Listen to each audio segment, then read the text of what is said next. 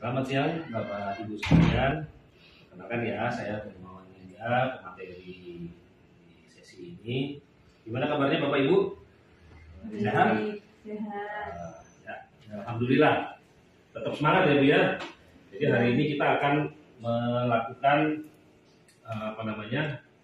pemeriksaan ya Bu, melatih pemeriksaan faktor resiko tekanan darah di posyandu. Ya. Oke. Nah, kenapa kok kita perlu untuk melakukan ini Bapak Ibu? Jadi sekarang ini yang namanya hipertensi itu sudah menjadi masalah kesehatan ya, masalah kesehatan yang cukup besar di hampir semua center itu. Yang namanya hipertensi, penyakit hipertensi ini menduduki 10 besar penyakit terbanyak. Jadi dengan adanya para kader nanti bisa melakukan pemeriksaan tensi, maka bisa dilakukan deteksi dini adanya resiko hipertensi. Nah, nanti setelah sesi ini harapannya panjenengan semua ini bisa mempersiapkan alat, melakukan teknik pemeriksaan, dan menginterpretasikan hasil pemeriksaan. Karena saya mulai dulu dari deteksi dini hipertensi ya. Jadi sasaran kita itu umur berapa sih? Sasaran kita ini nanti adalah umur lebih dari 15 tahun, lebih atau sama dengan 15 tahun ya. Kemudian klasifikasi tekanan darah yang nanti akan kita dapatkan kira-kira itu seperti ini ya. Jadi kalau normal 120/80 bawah, kemudian 120 sampai 139 untuk sistoliknya, atau diastoliknya 80/90 itu namanya prehipertensi. Kemudian 140 sampai 150 hipertensi derajat 1, 160/100 hipertensi derajat 2. Sedangkan kalau tensinya tinggi lebih dari 140 tetapi diastoliknya itu masih di bawah 90, itu namanya hipertensi sistolik terisolasi. Nah, mengukur tekanan darah itu butuh alat-alat ya. Jadi butuh alat-alat. Alat-alatnya terutama adalah ini tensimeter. Jadi ini tensimeternya ya Bu, Pak. Ini tensimeter ini adalah tensimeter digital. Tensimeter yang cukup akurat gitu ya. Kemudian ini adalah manset. Nanti manset ini yang akan diletakkan di lengan atas ya. Kemudian perlu juga disediakan meja yang tepat dan tempat duduk karena pemeriksaannya dilakukan sambil duduk ya. Teknik pemeriksaannya pastikan bahwa tensimeter ini adalah tensimeter yang sudah terkalibrasi ya, terkalibrasi seperti ini. Kemudian baterainya juga cukup ya. Kemudian klien itu diminta duduk di kursi yang sudah disediakan. Kita sekalian praktek ya. Ya. Jadi ini caranya sambil duduk ya, sambil duduk. Oh pasti aja. Yang lengannya sudah pendek. Nih, ya, naikkan dulu biar terbuka ya. Kemudian dimasukkan.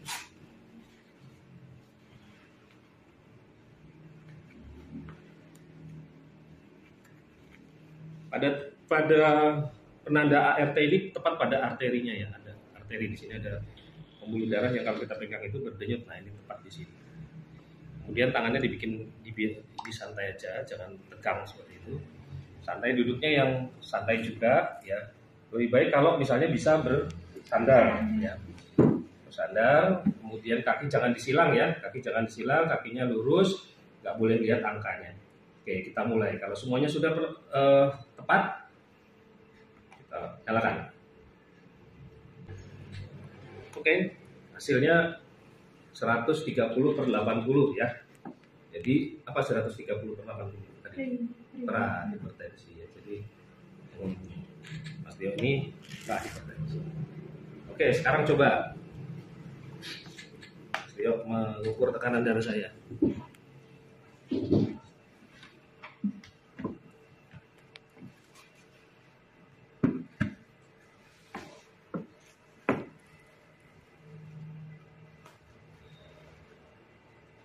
Sudah benar Pak ini Pak?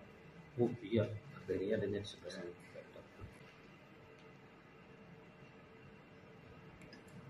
Oh iya Pak, tensinya 120/80.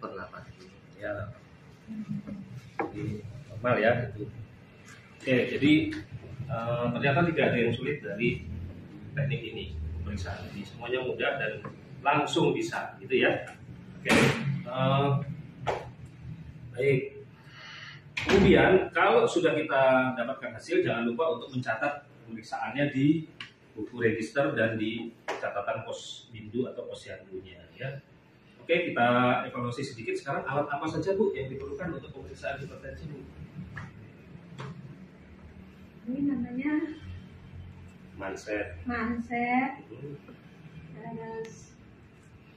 tensi, alat tensi, tensimeter ya. pastikan ada batunya, Ya, apalagi ada lagi nggak ya? terkalibrasi, Terkalibrasi. duduk, Fungsi ya, meja ya, gitu ya. Nah, di mana manset ini dipasang? Di mana Bu? Di lengan atas ya. Ya. Bagus. Nah, kemudian itu ada contoh kriteria apa tekanan darah 150/90. Jadi ya, tensi ini derajat di sana. Ya. Oke, jadi nanti tidak lanjutnya ya Bapak Ibu kader sekalian, Bapak Ibu kader bisa melapor nanti ke Pak Duku, ya, kemudian nanti mengadvokasi pemegang wilayah, ya pengampu wilayah, Pak Duku, Pak Lurah, ya, untuk bisa membantu kegiatan di posyandu, posbindu, gitu. Kemudian syukur-syukur nanti bisa mendapatkan peralatan yang sesuai untuk melakukan pengukuran. Oke, begitu J. Mudah-mudahan tambah manfaatnya dan semakin bisa melakukan pemeriksaan hipertensi. Terima kasih. Baik, terima kasih. Perkenalkan, nama saya Albertus Setianugroho. Bagaimana kabarnya, ibu-ibu, bapak-bapak? Ya, pada pertemuan kali ini kita akan membahas tentang pengukuran faktor risiko PTN, yaitu salah satunya adalah pengukuran berat badan. Bapak Ibu sudah tahu ya tentang pengukuran berat badan? Ya, sudah ya. Nanti di ukuran berat badan itu kita memakai dua cara. Yang pertama dengan memakai timbangan injak, dan timbangan injak itu ada dua. Timbangan injak yang manual, ya, dan yang otomatis seperti ini. Ya. Pastikan timbangan injak ini terkalibrasi kalau otomatis dan baterai terpasang dengan baik. Oke. Baik, kita sekarang akan berbicara tentang pengukuran berat badan yang baik, ya, yang baik dan benar. Yang pertama, pengukuran dilakukan menggunakan timbangan injak yang tadi saya bilang. Letakkan di atas rantai yang datar, ya, datar. Apabila ibu-ibu atau bapak-bapak itu memakai alas kaki sepatu, mohon dilepas dahulu. Terus berdiri tegak, ya, memakai pakaian seminimal mungkin, ya. Kalau mempunyai dompet seperti ini, ya diletakkan dulu di sini. HP diletakkan dulu. Kita timbang di sini dengan posisi tegak lurus, ya, tegak lurus dan badan tegak.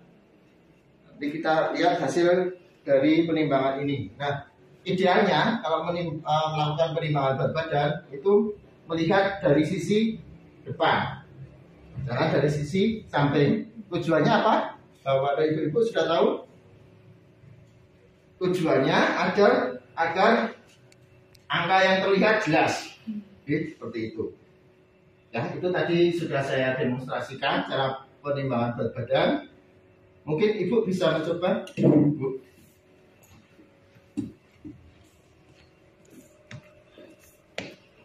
Pertama, alat kaki di depan, terus naik, pandangan lurus ke depan, itu 6. Lihat dari sisi depan. Oh iya, melihatnya dari sisi depan, tapi lupa ya, belum dilihat ya.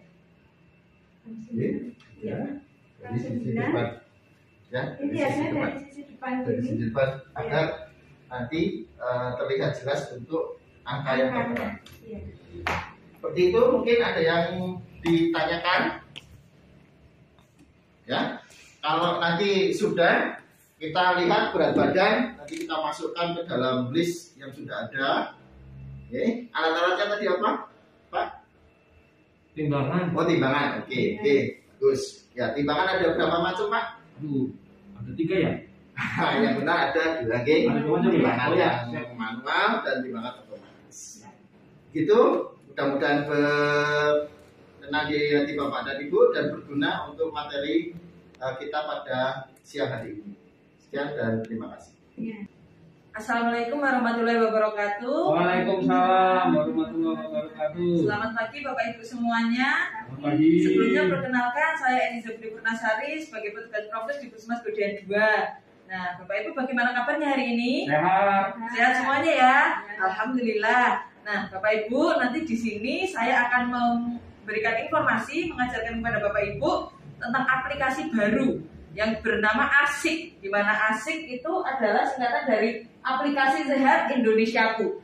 Nah, nanti di sini submateri pokok kita akan membahas tentang langkah-langkah bagaimana nanti kita memasukkan deteksi dini PTM ke dalam aplikasi ASIK. Itu ya Ibu ya. Nah, Bapak Ibu, di mana tadi singkatan dari ASIK tadi apa Bapak Ibu? Aplikasi Sehat Indonesiaku ya. Di mana aplikasi Sehat Indonesiaku ini adalah aplikasi yang digunakan untuk pencatatan data deteksi dini penyakit tidak menular. Dan aplikasi ini nanti bisa diunduh di HP Bapak Ibu masing-masing. Nanti bisa di-download ya. Aplikasi Sehat Indonesiaku ini nanti bisa di-download di HP Bapak Ibu. Kemudian nanti ini juga bisa digunakan oleh tenaga kesehatan atau juga oleh kader. Nah, itu untuk tenaga kesehatan dan oleh kader itu nanti menunya berbeda. Sehingga nanti Bapak Ibu disesuaikan. Karena Bapak Ibu ini kader, jadi nanti Bapak Ibu masuk dengan menggunakan identitas kader. Gitu nggih? Nah, yang selanjutnya nanti setelah Bapak Ibu ini mendownload, kemudian Bapak Ibu register dulu. Setelah register, nanti kemudian pilih pelayanan kesehatan sesuai peran Anda. Nah, kalau Bapak Ibu kan kader, jadi nanti dipilih kader, yang kemudian diisi data diri, lalu disimpan. Nah, nanti setelah disimpan, nanti kita bisa memulai untuk mengisikan data deteksi dini PTM tersebut. Sebelumnya, ini ada video langkah-langkah untuk melakukan pengisian data deteksi dini PTM. Nah, nanti dibuka Bapak Ibu, kemudian nanti diambil deteksi dini, pilih tanggal, kemudian mulai aktivitas. Yang selanjutnya dimasukkan adalah NIK. Jadi nomor induk kependudukan itu harus ada, karena itu nanti untuk memasukkan data yang pertama, gitu nggih? Nah, setelah itu datanya sudah terisi dengan lengkap. Nah, setelah data terisi dengan lengkap, kemudian dilanjutkan dengan deteksi dini sesuai dengan kondisi pasien yang hadir ke Posbindu Bapak Ibu sekalian. Isi data diri mulai dari riwayat keluarga, riwayat kesehatan diri sendiri dari pasien tersebut, sampai nanti ada berat badan, tinggi badan, tingkat perut, dan kemudian ada tekanan darah, dan juga nanti ada hasil lab. Nah, untuk hasil lab tersebut nanti jika memang tidak dilaksanakan pemeriksaan, maka tidak perlu untuk diisikan. Nanti itu bisa langsung dilanjutkan. Nah, kemudian ada juga pertanyaan tentang faktor risiko, di mana apakah peserta tersebut melakukan kegiatan merokok atau tidak, atau terpapar asap rokok atau tidak. Gitu. Jadi nanti data-data tersebut bisa diisikan semuanya, yang selanjutnya nanti bisa terus disimpan. Nah, setelah penyimpanan data tersebut, nanti Bapak Ibu bisa melakukan screening pada pasien yang lain. Nanti ada pilihannya. Begitu Bapak Ibu, ada pertanyaan dulu sampai sini? Tidak ada? Jika tidak ada, kita bisa langsung mencobanya ya. Di HP Bapak Ibu sekalian ya.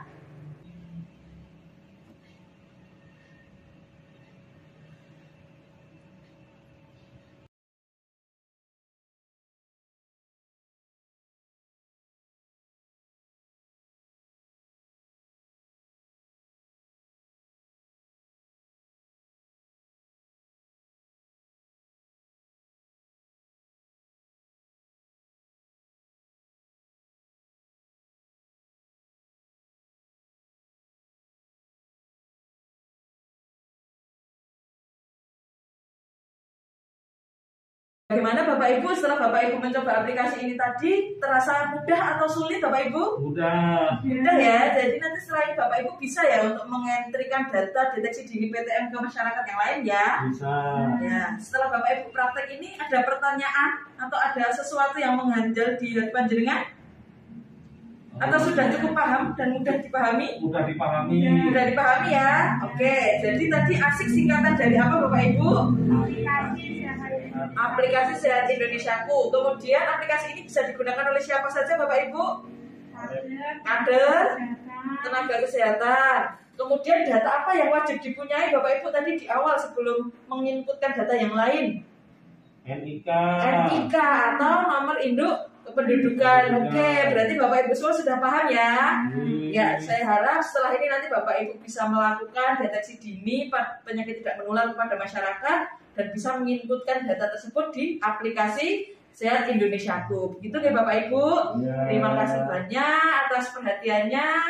Semoga bermanfaat. Wassalamualaikum warahmatullahi wabarakatuh. Waalaikumsalam.